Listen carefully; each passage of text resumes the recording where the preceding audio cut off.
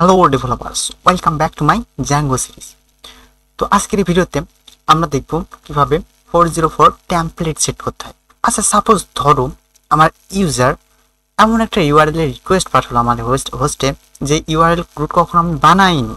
তো তখন এই বিষয়টা আমার সফটওয়্যারটা কিভাবে হ্যান্ডেল করবে, এই বিষয়টা হচ্ছে 404 টেমপ্লেট, অর্থাৎ পেজ নট ফাউন্ড। ঠিক আছে, তো চলো একটা জিনিস দেখে। তো সাপোজ, তো সবার আগে আমি আমার সার্ভারটা অন করব। সার্ভারটা অন করলাম, অন করার পর পেজটা অন করলাম। খেয়াল করো, এখানে ডিফল্ট অর্থাৎ আমার ইউআরএল কলের জন্য কি কোনো ফাংশন কিন্তু কল হয়নি, অর্থাৎ ডিফল্টের জন্য অর্থাৎ হোমের জন্য কোনো রুটই আমি বানাইনি। রুট বানাইছি আমরা কিসের জন্য? অ্যাডমিনের জন্য এবং স্টুডেন্টের জন্য। তার মানে কি, আমরা যদি সাপোজ এখানে স্ল্যাশ করি, র্যান্ডম কিছু প্রেস করি, তার মানে এটা কি খুঁজে পাবে না, এই রোডটা তো নাই, তো খুঁজে কিভাবে পাবে? তো পেজ নট ফাউন্ড 404 ঠিক এইভাবে দেখাচ্ছে।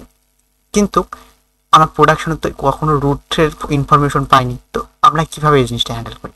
তো সর্বপ্রথম আমি চলে যাব আমার টেমপ্লেটে, এবং এই টেমপ্লেটের ভিতরে একটা টেমপ্লেট বানাবো। সেই টেমপ্লেটের নাম দেবো 404.html, এবং এটা এক্সটেন্ড করাবো পার্সেন্টেজ, অর্থাৎ মাস্টার টেমপ্লেটকে আমি এক্সটেন্ড করাবো। তাহলে এই এক্সটেন্ড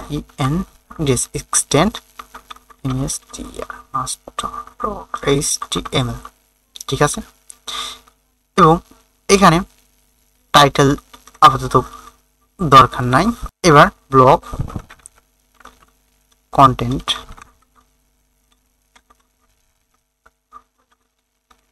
এবং একটা পর্যায়ে এই ব্লগ কন্টেন্টটা অফ করব, ইন্ট ব্লগ, ঠিক আছে। এবং এখানে আমার যে কন্টেন্টটা শো করবে, সেই কন্টেন্ট হচ্ছে আমি কিচ্ছু জানি না, আমি কিছু জানি না, জাস্ট এই টেমপ্লেটটা কি এখন রেন্ডার হবে। তো তার আগে ছোট্ট একটা কাজ করা লাগবে, অর্থাৎ আমার মূল অ্যাপ অর্থাৎ সব, এটা হচ্ছে রুট অ্যাপ যাকে বলি আমি। এবং setting.py ফাইলের ভিতরে একটা ছোট্ট চেঞ্জ করার প্রয়োজন, সেটা হলো কি আমার ডিবাগিংটা ফলস করা লাগবে। কিন্তু ডিবাগ যখনই ফলস হয় তখন আমার কিছু না কিছু হোস্ট অ্যালাউ করতে হয়। তো আমি এখানে অ্যাস্ট্রিক হোস্ট করলাম, অর্থাৎ সমস্ত ওয়েবসাইটের জন্য এটা এখন অ্যালাউ করবে, সমস্ত হোস্টের জন্য এটা এখন অ্যালাউ করবে। তো এতটুকু চেঞ্জ করার পরে এবার যদি আমি সেম কাজটি করি, তাহলে কি হবে? তাহলে একটা পেজ আমাদের রিটার্ন করবে, আমি কিছু জানি না। এবার খেয়াল করো, আমরা চাইলে এখানে HTML তো নিয়ে আসলাম, আমরা এখানে CSS, জাভাস্ক্রিপ্ট ইত্যাদি স্ট্যাটিক ফাইলের সাহায্যে আমরা সুন্দর একটা ইন্টারফেস তৈরি করতে পারি। এবং আমরা এগুলো করব যখন আমরা রিয়েল লাইফ প্রজেক্ট করব, তখন আমরা এখানে সুন্দর করে একটা পেজ ভিউ করব, অথবা সুন্দর একটা 404 টেমপ্লেট সৃষ্টি করব। তো আজকের ভিডিও এ পর্যন্তই।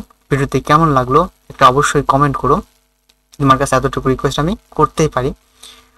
তো ভালো থাকবেন, আল্লাহ হাফেজ।